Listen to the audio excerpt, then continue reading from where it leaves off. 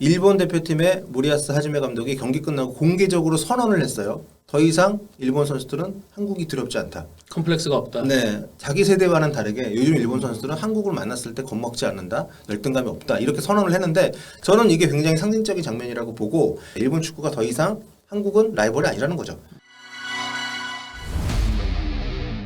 네, 볼루TV 성욱입니다. 오늘 서호정 기자와 함께, 서호정 기자와 함께 벤투 동아시안컵 결산을 빙자한 월드컵에 대한 걱정, 또 앞으로 한국 축구가 어떻게 나아가면 좋을 것 같은지 혹은 나아갈 수 있을지 뭐 이런 얘기들을 나눠보도록 하겠습니다.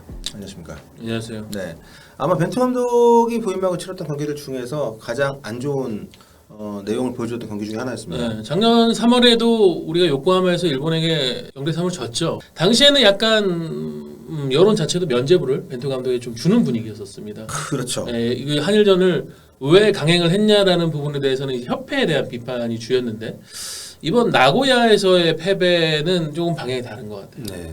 그러니까 팬들은 경질 얘기를 많이 하고 있습니다. 그러니까 실제로 경질이 진행이 되느냐 여부를 떠나가지고 상당히 이제 분위기가 안 좋아진 건 사실이고요. 어쨌든 그 중심에는 경기력이 있는데 월드컵을 넉 달밖에 안 남겨놨습니다. 지금 9월달 평가전을 제외하면 사실상 최종 엔트리 소집 이전에는 이제 더 이상 대표팀을 가동해볼 기회가 없는 건데 지금 유로파 선수들이 빠졌다 하더라도 상당히 좀 내용이 안 좋았습니다. 그리고 심지어 K리그에서 굉장히 활약이 좋은 선수를 배제를 하고 본인 취향에 맞는 선수를 위주로 구성을 했음에도 불구하고 결과가 안 좋았기 때문에 거기에 대해서 굉장한 역풍이 불고 있는 거죠. 그렇죠. 사실은 벤투 감독의 그런 선수 선발의 성향 자체는 대중이 생각하는 부분하고는 분명 거리가 있었어요. 네. 그런데 그거는 감독의 선수 선발 권한이기 때문에 지금까지는 계속 존중을 해왔다는 거죠.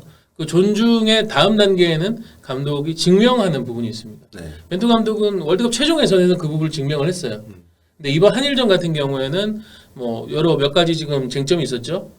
이승우 선수라든가 네. 왜 주민규나 홍종호 같은 선수를 아예 한번 데려와서 검증도 하지 않느냐 라는 그런 부분인데 뭐 벤투 감독의 그 부분에 대한 생각은 확고합니다만은 그렇게 해서 선발해서 데려간 선수들인데 결과가 지금 이렇게 나와버렸기 때문에 옳고 방향이 맞다라는 부분을 증명을 못한 셈이잖아요. 그렇죠. 감독이 선수 선발의 고유 권한을 가지고 있고 또 그에 따른 결과 책임도 지지만 잘못 가고 있다라고 보는 상황에서 이거를 그냥 방치하고 있다가 결과가 최종적으로 안 좋았을 때 책임지고 나가라 이렇게 감독한테 뒤집어 씌우고 끝내면 다인가 이런 식의 패턴이 반복되는 것을 방치할 수는 없기 때문에 문제 인식을 느낄 수 있었던 초점이 어느 부분이냐면 저는 건경원 선수의 수비형 미드필더 기용이라고 봐요. 건경원 선수를 고등학교 때 지도했던 지금 조성환 인천 감독조차도 경원이 수비형 미드필더 안 본 지 너무 오래됐는데 물론 센터백하고 수비형 미드필더 포지션적으로 전술적 역할에서 유사 부분이 있긴 합니다만은 백승호 선수가 근육 쪽에 약간 문제가 있었고 김동인 선수도 훈련 중에 약간의 부상으로 인해 가지고 컨디션 좋지 않았고 애초에 손준호 선수도 뭐 지금 중국에서 빠졌고. 데리고 오고 싶어 했는데 부상으로 마지막에 빠졌고 저는 그런 인식 이게 어떻게 보면 벤투 감독이 지난 4년의 시간 동안에 홀딩 미드필드 포지션에서 선수 선발을 해온 방식의 어떤 누적된 문제가 여기서 터진 상징적인 한 장면이라고 생각이 되거든요. 네. 그리고 여기서 저가 드러나는 건 뭐냐면 벤투 감독이 기본적으로 본인이 가진 재료를 가지고 최대한의 어떤 가장 잘 활용할 수 있는 방법을 뽑는다기보다는 우선적으로 생각한 전술이 있고 거기에다가 맞춰서 해왔는데 기본적인 자신의 원칙 고수를 하면서 선수를 바꿔끼는 식으로 대응하는데 이게 망했잖아요. 건경원 선수를 수비형 미드필더로 기용을 할 수도 있습니다. 근데 이제 그 자체만 가지고 우리가 이번 건 하나만 가지고 얘기를 하는 것이 아니라 고집에서 비롯된 문제들이 결국 선수들이 마땅히 갖춰지지 않았을 때 정말 크게 좀 불거져 나왔기 때문에 그 얘기를 하는 거고요. 비슷한 상황이 이전에도 그 2차 예선 때 레바논 원정이었었나요? 네. 그때 이제 많은 언론들이 참견 아닌 참견을 했습니다. 네. 분명히 상대가 밀집 수비를 하고 우리가 뚫지 못하는 어려운 상황이 되면은 종국에 가서 한 20여 분 가량은 우리가 이제 하이볼 전략, 높은 스트라이커 한 명을 두고 이제 거기로 해가지고 세컨드볼 노린 전략을 해야 되지 않겠냐 뭐 이런 의견들을 냈는데 벤투 감독이 그에 맞는 선수를 데려가지 않았었어요. 네. 근데 결국은 그 경기에서 마지막에 김민재 선수를 최전방으로 전진시켜가지고 축구를 했었거든요. 벤투 감독도 결국은 그 상황에서 그와 비슷한 전략을 택해야 된다는 걸 알고 있으면서도 그걸 외면한다고 봐야 되나요? 그런 이제 선수 선발이 지금 좀 많은 상황이고 어쨌든 이런 결과가 벌어지면은 지적을 하고 이 부분에 대해서는 감독이 잘못 판단한 거 아니냐라고 얘기를 해줄 수 있는 조직도 협회 내부에 있어야 되는데 있었죠 이전에는. 네. 근데 지금은 약간 뭔가 그게 부재하다라는 네. 느낌을 줍니다. 세상에 완벽한 사람은 없고 특히 완벽한 지도자는 없습니다. 그렇기 때문에 견제 내지는 서로 조언을 주고받을 수 있는 든든한 파트너가 존재해야 되는데 지금 협회 내에서 그런 부분이 좀 부족하다는 지적들이 있거든요. 선수 네. 발탁 과정이나 아니면 전술적인 움직임이나 월드컵을 준비하는 과정에 대해서 일단 정몽규 회장이 이제 3선에 성공하면서 임원 구성에 대해서 좀 변화를 강하게 가져갔습니다. 그냥 기술 파트만을 본다면 이용수 전력강화위원장, 이용수 부회장이 이제 전력강화위원장으로 지난 5월에 정식적으로 취임을 했고요.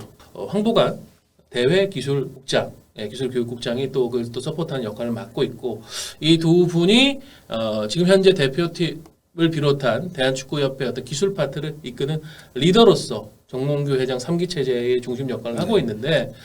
이게 되면서 그 이전에 2기 체제, 네. 특히 그 러시아 월드컵을 앞두고 우리가 한국 축구가 위기라고 판단해서 좀 구원투수로 축구니까 좀 구원투수라는 표현이 그렇긴 한데 네. 데려왔던 네. 그리고 어느 정도 그 이후에 2018년, 2019년, 2020년까지 한국 축구 사실은 큰 어떤 뭐랄까 자갈길 없이 조금 아스팔트를 달리는 듯 했는데 성과를 냈다고 해도 네. 좋은 시기였죠. 그렇죠. 그 네. 시간이 한 3, 4년이 있었는데 올해 들어서 다시 이게 좀 뭔가 깨진다는 모양새. 네.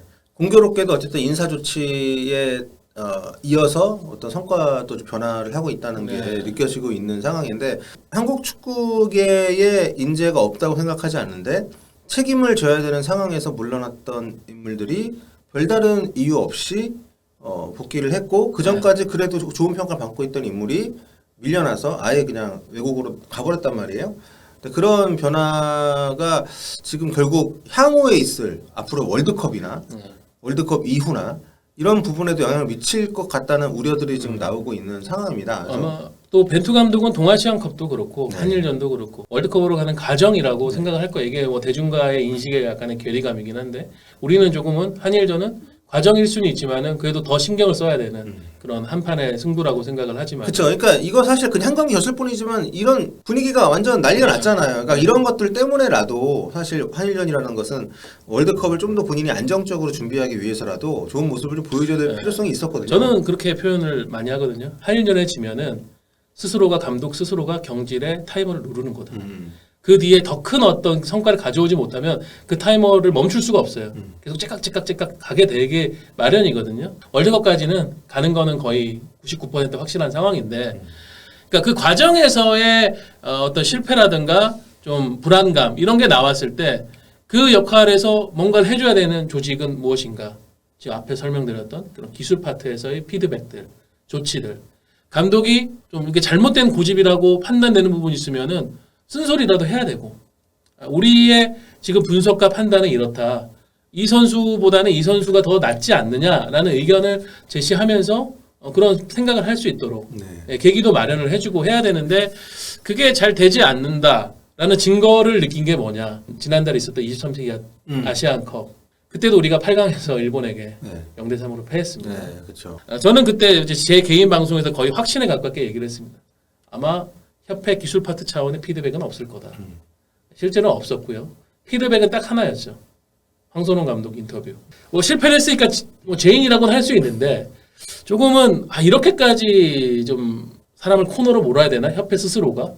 굉장히 놀라웠던 건 뭐냐면 그 인터뷰 많이들 보셨을 텐데 저는 보면서 굉장히 좀 너무 잔인하다는 생각이 들었고 협회에서 인터뷰를 해가지고 내보낸 건데 그 질문이 기자들보다 더 상대팀 감독이랑 비교를 한다거나 왜 이런 기용을 했냐 네, 뭐 왜 그런 선발 식으로, 라인업을 이런 식으로 짰냐 네, 감독을 뭐 지켜주거나 좀 힘을 북돋워주기보다는 감독에게 책임을 덮어씌워서 야 네가 대표로 석고대죄해라 이런 어떤 공개 망신을 주는 그런 인터뷰였는데 그 경기에 대한 한일전 패배에 대한 초점만 맞춰가지고 왜 잘못했냐 왜 잘못했냐 그렇죠. 그러니까 모든 비난의 초점을 그러니까 돋보기를 딱 대주는 거예요. 그러니까 협회와 감독에게 모두 이렇게 막 비난이 분산되고 있는데 협회에서 딱 말없이 돋보기를 홍선홍 감독한테 대고 모든 빛이 그쪽으로 쏠리게끔 모든 비난의 빛이 그렇게 만들어준 건데 이걸 보면서 제가 좀 이번에 또 걱정이 되는 게 뭐냐면 홍선홍 감독은 본인들이 뽑았단 말이에요. 근데 지금 벤투 감독은 본인들이 안 뽑았어요. 뽑은 사람들은 팀 병무 나갔고 지금 만약에 벤투 감독이 물론 성공을 하면 모두가 좋겠지만 실패를 했을 때 거기에 대해서 굉장히 관망할 수 있는 제3자일 수 네. 있는 상황에 우리 책임은 아니에요. 네, 그렇기 때문에 지금 안 그래도 소통이 쉽지 않을 거예요. 왜냐하면 잘 모르는 사이니까 기본적으로. 근데 여기서 지금 월드컵 본선 진출까지 시킨 사람이고 고집이 좀 강한 스타일인데 이거를 전혀 어떤 관리나 통제가 못된 상황에서 만약 월드컵을 가서 성과가 안 좋았을 경우에 그냥 아웃시키면 끝이거든. 근데 그거는 굉장히 이기적인 거죠. 왜냐하면은 월드컵이라는 거는 한국 축구 전체의 중요한 기회거든요. 네. 거기에서 성과를 내는 것이 당연한 목표여야 되는데 만일 이제 그런 식으로 관망하거나 결과가 나오지 않아도 우리 책임은 아니야라는 식으로 생각을 한다면 그건 정말 위험한 거죠. 네. 설령 우리가 선임한 사람이 아니더라도 어쨌든 이 사람이 월드컵이나 큰 무대에 가서 성공을 해가지고 한국 축구가 또 하나의 좀 긍정적이고 중요한 모멘텀을 만들어줘야 된다라는 인식을 갖고 있어야 되는 게 옳은 거고요. 네. 그 징후들이 이를테면 이제 9월 평가전 두 달도 안 남았습니다. 네. 9월 평가전 일정도 상대도 결정이 안 됐고요. 9월 평가전은 사실상의 우리에게는 월드컵 전에 마지막 출전 경험이라고 봐야 돼요. 네. 왜냐하면 이번 월드컵은 상당히 특수성이 많은 대회다 보니까 유럽 시즌이 진행되고 있는 가운데 월드컵이 열리는 거잖아요. 네. 그래서 피파가 그 유럽에서 뛰고 있는 선수들의 소집의 그 의무 비용 일자를 이전보다는 좁혔습니다. 네. 아마도 빨라야 열흘 전 혹은 일주일 전에 이제 선수들이 월드컵 일주일 전에 이제 우리 대표팀 오게 되니까 손흥민, 황희찬, 뭐 김민재, 이재성 이런 선수들은 월드컵 직전의 평가전에는 제대로 기용이 못 될 거예요. 그러니까 월드컵 직전에 제대로 뭔가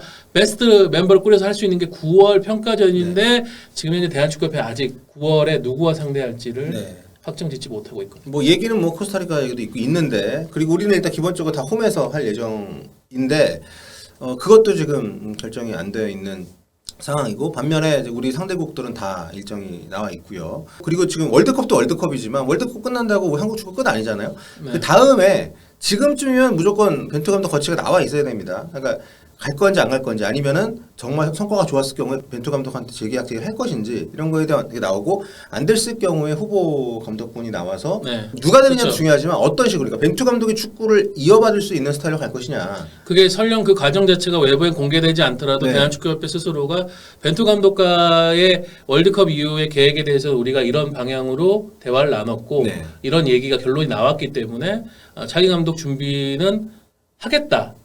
라는 정도는 나와야 이게 뭔가 제대로 된 대한축구협회 대표팀 중심의 운영 행정이라고 네. 할 수 있겠는데 근데 우리가 지난 2번 월드컵에서 봤습니다. 월드컵 끝날 때까지도 결정을 안 했어요. 안 하죠. 예, 그때 홍명보 감독 간다고 하다가 여론 안 좋으니까 뒤늦게 자르고 신태용 감독 역시도 비슷한 방식으로 심지어 신태용 감독은 제가 안 했는데 재선임 후보군에 그쵸 넣었어요. 거기에 그러니까 좀 본인들 스스로도 어떻게 해야 될지를 결정을 하지 않은 상태에서 그러니까 이게 이러한 상황의 근본적인 이유는 뭐냐면 모든 게 회장이 결정을 하기 때문이거든요. 그러니까 물론 최종 결정은 결정권자니까 할 수 있지만 어느 정도 밑에서 주도적으로 선제적으로 일을 진행을 하고 전문성을 인정받을 수 있는 상황으로 가야 되는데 왜 지금 감독 네. 선임을 위한 준비와 후보군을 추리는 작업을 해야 되냐?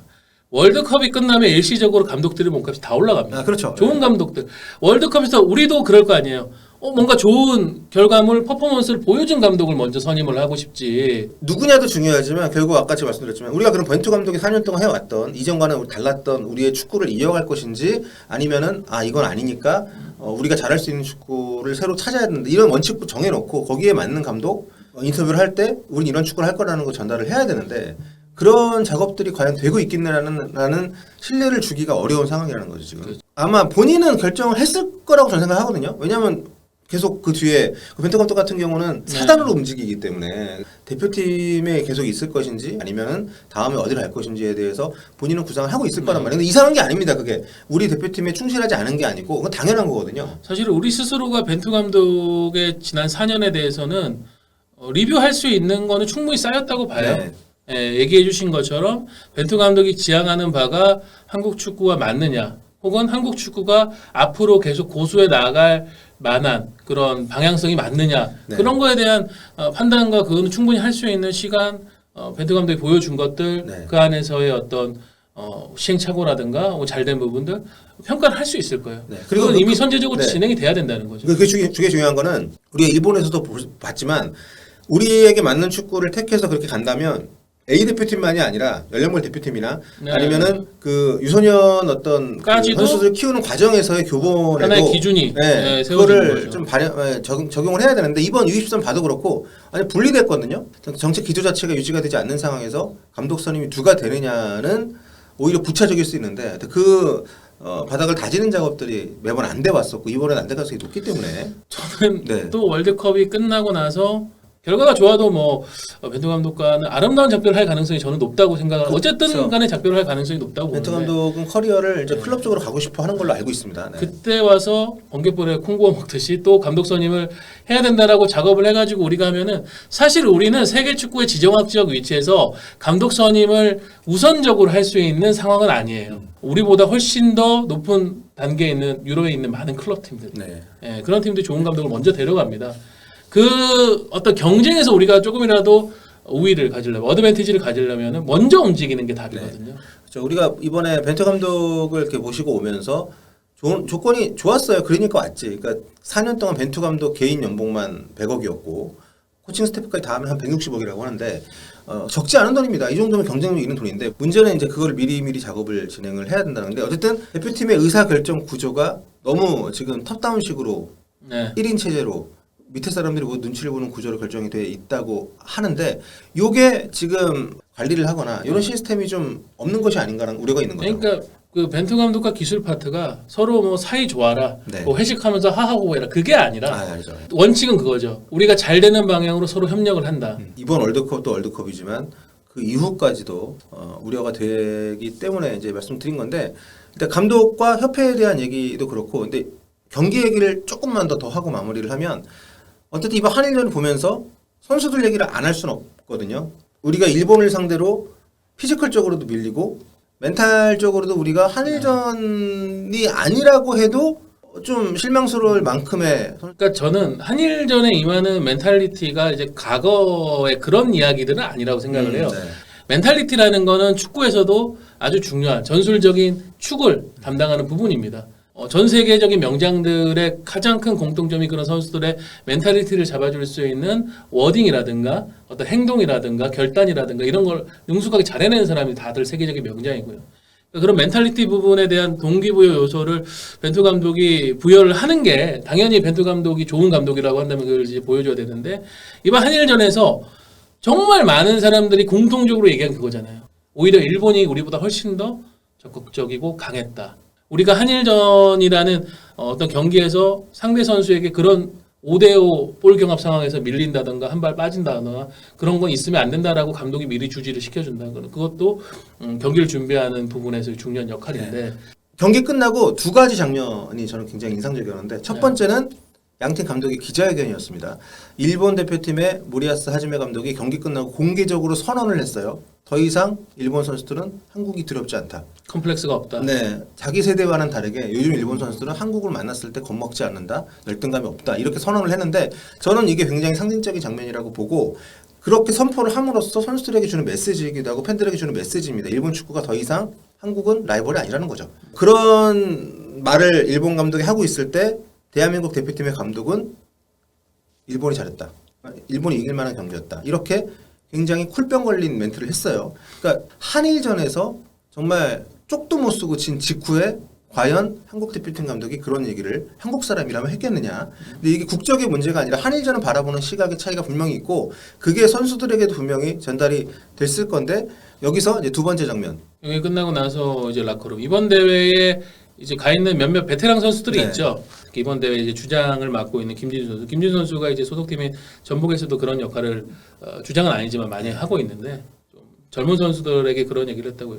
나는 월드컵에 가고 싶다. 나는 정말 월드컵에 가고 싶은 그런 열망과 그런 것들, 적극성 이런 거를 그라운드에서 표출하고 싶어 하는데 나보다 더 적극적으로 그걸 표출해야 되는 게 너희들 아니니? 한일전이기 때문에 야씨 어떻게 일본한테 이런 게 아니라 현실적으로 선수들이 동기부여를 의욕에, 내야 되는 당위성을 오히려 네. 그러니까 나는 느끼고 있는데 너희들에서 그렇게 보이지 않는다. 이런 이게 얘기인데 한일전이 아니더라도 네네. 어쨌든 월드컵으로 가는 지금 현재 마지막 기회거든요. 마지막 기회이기 때문에 네. 거기서 선수들이 하나라도 더 보여주고 뭔가를 상대를 압도하려고 하고 그런 모습이 보여야 되는데 한일전에는 그런 게 전무했잖아요. 그러니까 이게 한일전으로서도 그렇고 선수들에게 마지막 그 월드컵으로 갈 수 있는 신락 같은 기회라는 측면에서도 그렇고 어떻게든 둘 중에 하나라도 선수들이 좀 더 평소보다 멘탈을 좀 더 보여줄 수 있는 여건을 갖췄는데 이걸 끌어내지 못한 것은 어쨌든 감독에게 분명히 이건 책임이 있고 특히 월드컵을 갈 수 있는 기회라는 게 우리 생각엔 그렇지만 선수들이 그렇게 못 느꼈다는 것은 그렇죠. 그거는 감독에게 분명 책임이 일부 있는 거죠. 조직 내부에서 네. 볼 때 선수들은 그렇게 생각할 수도 있다는 거죠. 나는 그냥 이번 대회에 스쿼드를 위해서 온 선수. 그것은 이제 감독이 그것을 이제 걷어내지 못한 분명히 책임이 있고요. 또 하나 이제 저는 걱정되는 부분이 아까 전에 모리아스 하지메 감독이 했다는 그 말이 일본 축구의 자존심을 엄청나게 높여주고 한국에 대한 자신감을 높여준 게 벤투 감독이 됐든 향후에 이제 대표팀 이끄는 게 벤투 감독이 되든 어느 감독이 되든 상당히 큰 채무가 될 겁니다. 네. 다음 한일전을 상대하는 감독은 처음 시작하기 전부터 많은 한국 언론한테 그 질문을 받을 거거든요. 이길 수 있겠습니까? 과한 부담을 안고 시작했죠. 네. 저는 벤투 감독에게 좀 아쉬운 부분은 그런 거예요. 지금 2번 연속 이런 식의 완패로 인해 가지고 한일전에 대한 부담감을 너무 높여 버렸다. 네.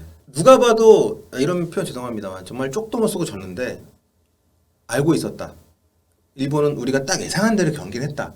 예상한 대로 경기 선수들이 실수가 많았다 이런 얘기를 했어요. 근데 아니 예상한 대로 경기를 했으면 예상은 할 수 있습니다. 예상을 했으면 거기에 대한 대비책도 세웠어야 되는 것이고 거기에 따른 본인이 뭔가를 조치를 취했어야 되는데 뭐 예를 들어가 저는 그 하프타임 교체가 있었다거나 아니면 경기 중에 전술적인 변화를 계속 줬다거나 이런 식으로 했는데도 졌다면은 뭐 모르겠어. 근데 그냥 그대로 쭉 갔잖아요. 너무도 그렇죠. 잘 보이는 늘 똑같은 전술, 늘 늦은 선수 교체. 이게 이번에도 바뀌지 않았는데 왜 그런 얘기를 하냐는 거죠. 근거적으로 예상했던 데 상대가 나왔는데 근데 왜 우리 그럼 이런 완패도 예상을 했나? 이런 생각이 들 정도로 슬슬 원래는 안 그랬었는데 자기 변호를 하기 시작을 하고 자기들이 K리그 왜 뽑혔는지 모르는 선수도 있고 실제로 그리고 K리그에서 아무리 잘해도 이게 뭐 뽑히지 않으니까 아예 정말 지금 우리가 거론한 그 선수들은 대표팀 발탁 생각을 안 왜냐하면 자기 괴로우니까 안 그러면 대표팀 명단 발표할 때마다 기대하니까 마음을 비우고 하고 있다는 얘기를 공개적으로 하는 이런 상황들 자체도 저는 한국 축구가 그렇게 좋은 분위기는 아니라고 생각을 하거든요. 근데 이런 모든 거에 있어서 대표팀 감독이라는 그 자리가 주는 영향력이나 뭐랄까 파급력이 굉장히 크기 때문에 이번에는 그나마 저는 이분이 인터뷰를 굉장히 보수적으로 하나만 얘기를 하는 게 장점이라고 봤거든요. 장점인지 단점이라고 봤거든요. 불필요한 얘기들을 네. 안 이끌어내고 오해를 안 사니까. 네, 이번 동아시안컵은 네. 한일전 전후로 한 그 두 차례 인터뷰가 그 어떤 벤투 감독을 지지하고 믿고 네. 있던 팬들도 약간은 의심을 하게 만드는. 아니 왜 네. 팬들이 선수 평가하는 거에 대해서까지 왜 감독이 근데 그거 자체가 저는 큰 대회가 다가오면서 좀 스트레스를 많이 받기 때문이 아닌가. 좀 이번 동아시안컵은 여러 가지로 이상했던. 저는 이제 가장 걱정이 되는 게 그런 거죠. 대한축구협회가 이번 한일전을 통해서 저희가 지금 얘기하고 있는 이런 어떤 단계의 과정을 통해 가지고 우리가 문제의식을 갖고 뭔가를 해야겠다라고 생각해주면 고맙겠는데 대한축구협회에 내놓는 답이라는 게 다음 한일전에는 꼭 손흥민과 김민재를 부르겠다 이런 네. 정도의 답이 나온다고 하면 근데 그게 그거- 진짜 절망적인 거죠. 그 지금 대한축구협회에 내놓는 해결책이 되지 않을까라는 손흥민 없을 우려가 땐 한일전 들었습니다. 하지 않겠습니다. 두 경기 다 성공이 없긴 했습니다. 네. 근데 문제는 한데 이거는 비교가 말이 안 돼요. 왜냐면 일본 같은 경우도 뭐 우리보다 더 빠지면 더 빠졌지 덜 빠지지 않았고 그런데 그들은 팀으로서의 축구를 보여준 반면에 우리는 전혀 그런 모습이 아니었기 때문에 그건 결국 감독의 차이라는 거죠. 선수 구성이 바뀌어도 그 팀이 어느 정도 기본 퀄리티 이상의 성과를 보여줄 수 있다는 거는 그거는 당연히 감독의 역할이기 때문에 사실은 9월 A매치 전까지 계속 이런 불신, 의구심 이런 시선이 이제 대표팀 그리고 벤투 감독을 향할 겁니다. 이 한일전이 진짜 이번 못 같은 게 뭐냐면 또 이게 마지막 경기였잖아요. 네. 그러니까 하다못해 우리 월드컵 같은 게 보통 1차전 망치고 3차전 좀 잘해가지고 그나마 분위기 회복해서 으쌰으쌰 가는데 지금 한일전 이렇게 말아먹고 9월까지 아무것도 없어. 그러니까 이 분위기를 쭉 가는 거야. 그러니까 계속 벤투는 비난에 노출되고 뭐 하면서 근데 이거에 대해서 분위기를 바꿀 수 있는 희망 요소를 우리가 볼 수 있는 과거의 전례가 없었다는 점이 더 좀 안타까운 부분인 거죠. 잘 좀 했으면 좋겠습니다. 네. 네, 제가 아까 전에 얘기했죠. 월드컵은 한국 축구에게는 늘 중요한 기회거든요. 네. 예, 설령 뭐 바라는 상황들이 다 이루어지진 않더라도 그래도 뭔가를 잡아내고 한국 축구가 그 동력으로 다시 한번 또 나아가는 그런 상황이 만들어지는데 그 부분을 벤투 감독은 물론이고요. 네. 지금 대한축구협회 내부에 있는 모든 구성원들이 가벼이 여기지 않았으면 좋겠습니다. 네, 근데 뭐 그러니까 축구를 즐기고 축구 선수 활동을 하는 인구의 자체의 차이가 있는 것은 분명한 사실입니다. 뭐 일본하고 비교를 했을 때. 하지만 인구의 차이가 절대적인 이 실력의 차이로 직결되는 것은 늘 아니거든요. 우리가 늘 그래왔던 것처럼 그 상징이라고 할 수 있는 대표팀 운영이 정상적으로 돌아가야 모두가 좀 기대를 좀 더 할 수 있다는 것을 한번 새겨보면 좋지 않을까. 자, 오늘 긴 시간 감사드리고요. 네. 여기까지 하겠습니다. 다음 시간에 뵐게요.